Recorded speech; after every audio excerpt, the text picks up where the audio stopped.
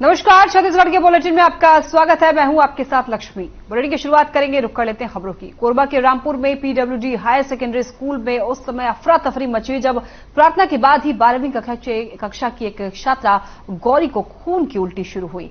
शिक्षक और छात्र असमंजस में पड़ गए। एम्बुलेंस सर्विस को फोन करने पर रिस्पांस नहीं मिला, जिस पर विद्यार्थियों ने प्रिंसिपल को इस बारे में सूचना दी, लेकिन उनका रुख सकारात्मक नहीं रहा, जिस पर कि 12वीं के विद्यार्थियों ने एक छात्र की कार से पीड़िता को अस्पताल भिजवाया गया। छात्रों ने बताया कि पीड़िता को भर्ती तो कर लिया गया, लेकिन डॉक्टर काफी देर से वहां पर पहुंचे। उपचार को लेकर के नर्सिंग स्टाफ से जानकारी लेने पर उन्होंने सीधे तौर पर जवाब भी नहीं दिया।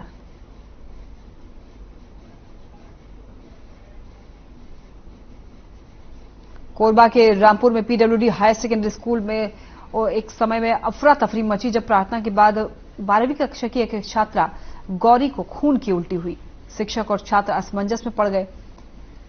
एम्बुलेंस सर्विस को फोन करने पर कोई रिस्पांस भी नहीं मिला। इसके बाद विद्यार्थियों ने ही प्रिंसिपल को इस बारे में सूचना दी, लेकिन उनका भी रुख सकारात्मक नहीं रहा, जिस पर कि 12वीं के विद्यार्थियों ने एक छात्र की कार से पीड़िता को अस्पताल ले गए।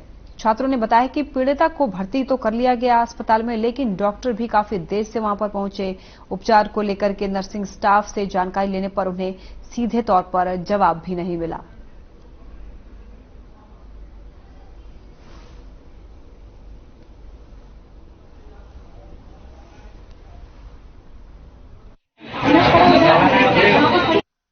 कोई टीचर नहीं आया है। कितने घंटे हो गए?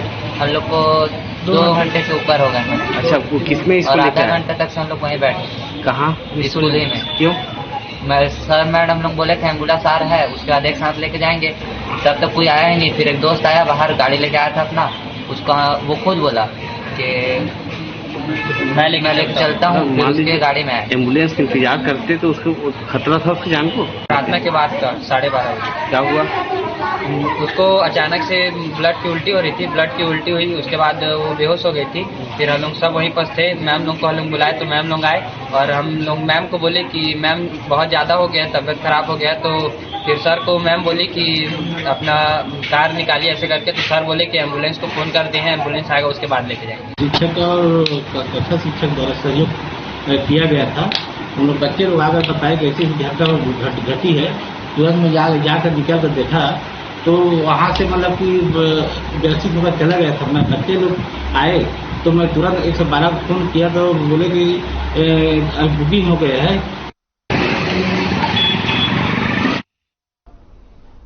कोरबा के बुधवारी वासियों ने सूरज हथठेल के दहशत से और आतंक को पूरी तरह से खत्म करने के लिए पुलिस ने जुलूस निकाला। सैकड़ों की संख्या में लोग भी मौके पर मौजूद रहे, जिन्होंने उसकी गिरफ्तारी का हर्ष जताया है। दरअसल पिछले दिनों सूरज हथठेल ने अपने साथियों के साथ मिलकर के अपने ही रिश्तेदारों के घर को निशाना बनाते हुए चोरी की वारदात को अंजाम दिया। काफी मशक्कत के बाद पुलिस ने उसे और उसके साथियों को हिरासत में लिया। पूछताछ के दौरान आरोपियों ने अपना गुनाह कबूल किया है। आपको बता दें, सीएसईबी चौकी प्रभारी नवल साई ने बताया है कि सूरज अपनी आदत से मजबूर था। न जाने कितनी बार वो जेल की हवा खा चुका है, इसके बावजूद भी सुधरने का नाम नहीं लेता है।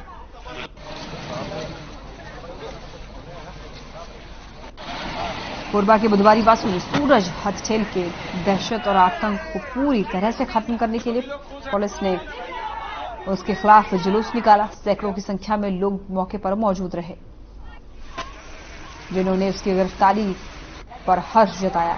दरअसल पिछले दिनों सूरज हथठेल ने अपने साथियों के साथ मिलकर अपने ही रिश्तेदारों के घर को निशाना बनाते हुए चोरी की वारदात को अंजाम दिया था। इसके बाद काफी मशक्कत के बाद पुलिस ने उसे और उसके साथियों को हिरासत में लिया था। पूछताछ के दौरान आरोपियों ने अपना गुनाह कबूल किया।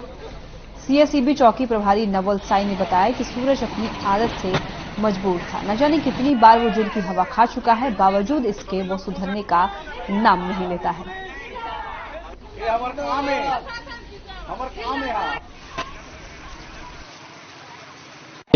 कल रात को बुधवारी बाजार निवासी रातरानी हथेल के घर चोरी हुई थी, जिसमें अपन शक के आधार पर पूर्व जो साथी निगरानी बदमाश है सूरज हथेल एवं उसका एक साथी करिया दाऊ उर्फ चंद्रशेखर सिदार और राजू बेलरिया एक विधि से संघर्षरत बालक, चारों को पूछताछ के लिए लाया था, जिसमें राजू बेलरिया अभी मौके से फरार हो गया था।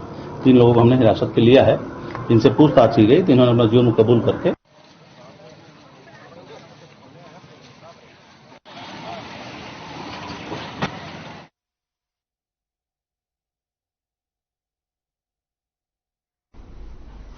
कोरबा के थाना पसान क्षेत्र के पुटीपटना से एक प्रसव पीड़ा से संबंधित मामला सामने आया है। जानकारी के मुताबिक महिला की गंभीर स्थिति को देखते हुए परिजनों ने पहले 112 पर कॉल किया। इसके बाद तुरंत कोबरा को मौके के लिए रवाना किया, जिसके बाद ईआरबी के कर्मचारी आरक्षक विवेक तिर्की और मनमोहन दास ने 108 की टीम को बुलाया और तुरंत उपचार की हिदायत दी।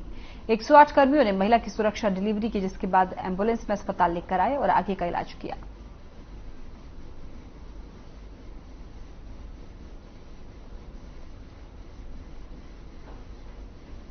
कोरबा के थाना पसान क्षेत्र के पुटीपटना से एक प्रसव पीड़ा से संबंधित मामला सामने आया है। जानकारी के मुताबिक महिला की गंभीर स्थिति को देखते हुए परिजनों ने पहले 112 पर कॉल किया। इसके बाद द कोबरा को मौके के लिए रवाना कर दिया गया, जिसके बाद ईआरबी के कर्मचारी आरक्षक विवेक तिर्की और मनमोहन दास ने 108 की टीम को बुलाया और तुरंत उपचार की हिदायत दी। 108 कर्मियों ने महिला की सुरक्षा डिलीवरी की, जिसके बाद सुरक्षित डिलीवरी की और इसके बाद एम्बुलेंस में अस्पताल लेकर पहुंचे।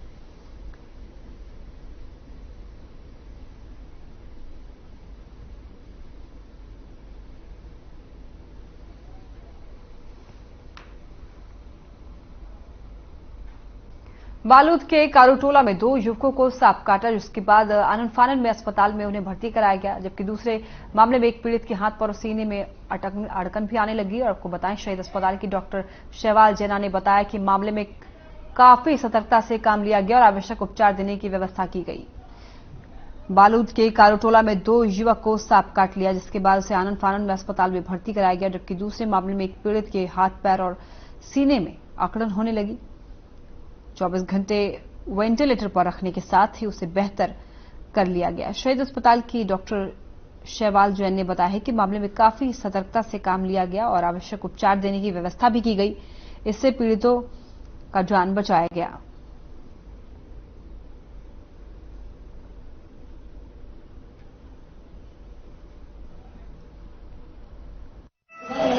भी मोर बच्चा एकदम मतलब बेहोश रही से एकदम यही से रही से कोई भी अपने माँ बाप रहे या कोई भी रहे अपन बच्चा ला देख के तुरंत हॉस्पिटल ला लेना चाहिए। कोई बैगा गुनिया कहीं भी नहीं जाना चाहिए, कोई विश्वास भी नहीं करना चाहिए। मतलब डॉक्टर ही भगवान है और डॉक्टर ही सब चीज करते। देखिए, अभी एक तो ये सितंबर महीने में भी बहुत पानी गिर रहा है। पानी गिरने के कारण जो है सांप का बिल वगैरह जो है सब बंद हो जाता है, इसीलिए सांप जो है घर का और भरता है। और क्रेट जो है करत जो है एक ऐसे किस्म का सांप है, उनको थोड़ा सा गर्म चाहता है, इसीलिए जो है करत जो है घर में ही होता है। और लोग जब सोया रहता है, विशेष रूप से जब रात में जो है जब गहरा नींद में रहता है, उसी समय करत काटता है। सियावा में अभी भी लोगों को मूलभूत सुविधाओं को लेकर परेशानी झेलनी पड़ रही है। बताया जा रहा है कि प्रधानमंत्री ग्राम सड़क योजना के आने के बावजूद भी क्षेत्र में परेशानियां बनी हुई है। जांचंदल बहार से लेकर खरसिया में सड़क व्यवस्था नहीं होने की वजह से लोग परेशान हैं। जानकारी के मुताबिक प्रशासन से ग्रामीण पक्की सड़क की मांग कर रहे हैं। विभिन्न क्षेत्रों में करोड़ों रुपए के विकास कार्यों का भूमि पूजन और लोकार्पण भी किया जा रहा है, लेकिन सिहावा क्षेत्र में समस्याएं अभी भी जस की तस बनी हुई है।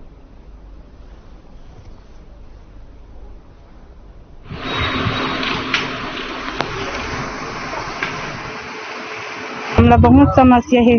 रोज के हमेशा हमार राशन बजथन खर्चिया आना जाना पड़ते 8 किलोमीटर पड़ते। लड़का मन स्कूल पढ़े आते, वह बहुत तकलीफ होती है। रोड है इतना खराब हावे, पूरा गड्ढा हावे, कच्ची रोड हरे। कभी तबियत खराब हो जाते, एम्बुलेंस गाड़ी बुलाथन ते नहीं आए। हम लोग जितने भी आए हैं चंदन बारे से आए हैं और हम लोग अपने सड़क की मांग लेकर आए हैं। शासन प्रशासन को हम लोग आज तक कई आवेदन देते गए, मगर आज तक हमारा कोई सुनवाई नहीं हुआ। अभी हमारा सड़क जो है कच्ची है। हमें हर माह राशन के लिए फरसियां 8 किलोमीटर आना पड़ता है, तब हम यहाँ से राशन ले जाते हैं। इसे राशन ले जाने में भी दिक्कत होता है।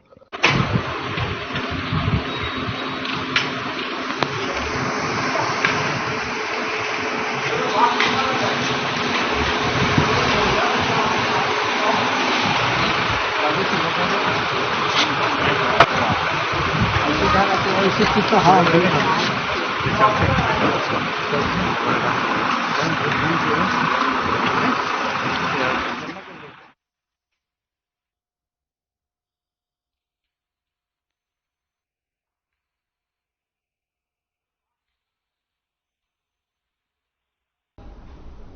धमतरी में माकड़दोना चेक डैम के बावजूद भी लोगों को काफी ज्यादा परेशानियों का सामना करना पड़ रहा है। ये खबर आपको बता दें कि धमतरी में माकड़दोना चेक डैम के निर्माण कार्य के बाद भी ग्रामीण मजदूरों के लिए एक बड़ी मुसीबत बनी हुई है। बताया जा रहा है कि ग्रामीण क्षेत्र के मजदूरों को मेहनत की कमाई नहीं मिली है, जबकि माकड़दोना चेक डैम का काम 8 महीने पहले पूरा हो गया था। इसके बावजूद भी काम करने वाले मजदूरों को अभी तक पैसे नहीं मिला है।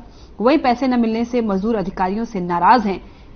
ग्रामीणों को उनकी मेहनत की कमाई नहीं मिली है। 8 महीने से ग्रामीण मजदूर परेशान हैं। डैम के काम का अभी तक लोगों को मेहनताना नहीं मिला है। धमतरी में माकड़दोना चेक डैम के निर्माण कार्य के बाद भी ग्रामीण मजदूर के लिए एक बड़ी मुसीबत बनी हुई है। ग्रामीण क्षेत्र के मजदूरों को उनकी मेहनत की कमाई नहीं मिली है, जबकि माकड़दोना चेक डैम का काम 8 महीने पहले ही पूरा हो गया था। इसके बावजूद भी काम करने वाले मजदूरों को अब तक पैसा नहीं मिला है। इस वजह से जो मजदूर हैं वो अधिकारियों से नाराज हैं।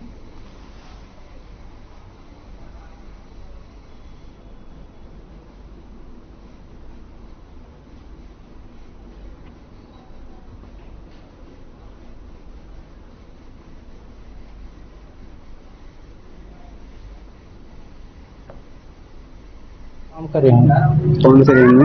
तो ये चेक डैम चेक डैम बोलते हैं, वहीं कमा है ना। कौन से रेंज में आता है आपका? वन विभाग है, धमतरी रेंज है, धमतरी रेंज। तो क्या क्या कार्य किए वहाँ पे?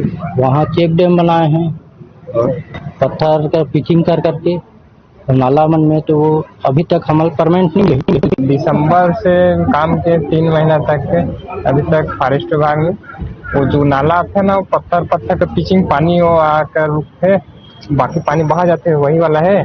और मट्टी से भी बनाए गए हैं चेक डैम।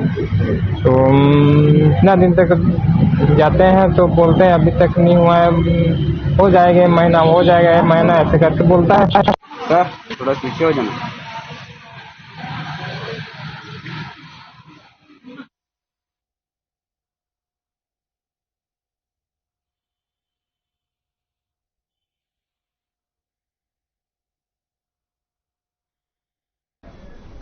कोरबा शहर के साथ ही दर्री वासियों को जल्द ही एक और सौगात मिलने वाली है। दर्री डैम के समानांतर बन रहे पुल का निर्माण कार्य लगभग पूरा हो चुका है। दरअसल अप्रोच मार्ग का काम अभी बाकी है। काम पूरा होते ही इस पुल को आम जनता को सौंप दिया जाएगा। इस पुल का लोकार्पण मुख्यमंत्री करेंगे। नए पुल के बन जाने से दर्री बांध का बोझ समाप्त हो जाएगा और आवाजाही भी आसान हो जाएगी। राजस्व मंत्री जयसिंह अग्रवाल समेत महापौर ने नवनिर्मित पुल का निरीक्षण किया और पुल निर्माण को लेकर के खुशी भी व्यक्त की है। इससे आम लोगों को आवाजाही करने में अब सुविधा होगी।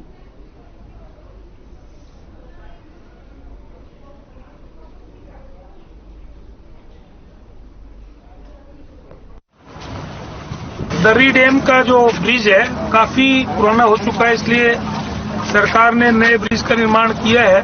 जो ब्रिज का निर्माण कार्य पूर्ण हो चुका है। आज हम लोगों ने जो इंस्पेक्शन किया, इसमें महापौर जी, सभापति जी और सभी हमारे कांग्रेस के साथी और क्षेत्र की जनता के सामने आज इसका ब्रिज का इंस्पेक्शन किया। तो हमने कहा है कि अतिशीघ्र ही इसका अप्रोच का डामरीकरण या सीसी रोड बना के माननीय मुख्यमंत्री जी के हाथों उद्घाटन कराया जाएगा।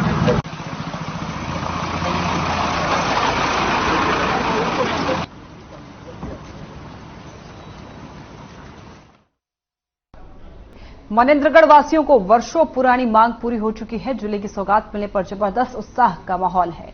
वही 100 बेड वाला अस्पताल की घोषणा भी हो गई है और जिला उद्घाटन के लिए सीएम ने मनेन्द्रगढ़ को 100 बेड वाले अस्पताल की घोषणा की है। 2 मांग एक साथ पूरा होने पर स्थानीय लोग काफी ज्यादा खुश हैं और इस उपलब्धि के लिए उन्होंने विधायक डॉक्टर विनय जायसवाल का आभार जताया है और बहुत ही गर्मजोशी के साथ स्वागत करते हुए उनके ऊपर फूल बरसाए। उसके पहले उन्होंने हमारा नाम जो था चिरौली।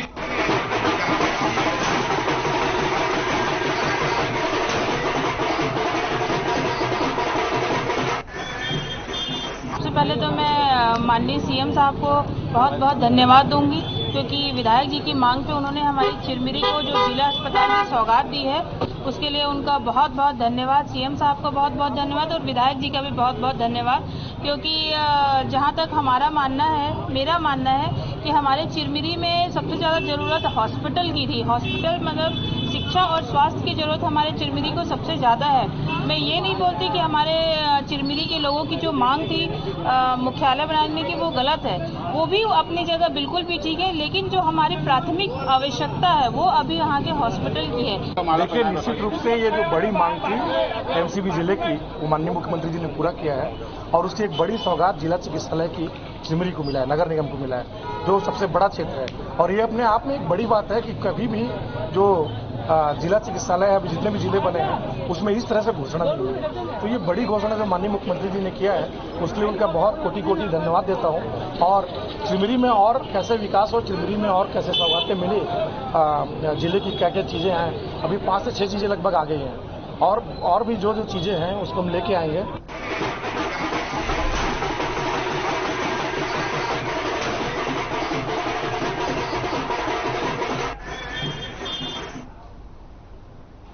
चलिए, फिलहाल के लिए बुलेटिन बस इतना ही। आप देखते रहें हर खबर। नमस्कार।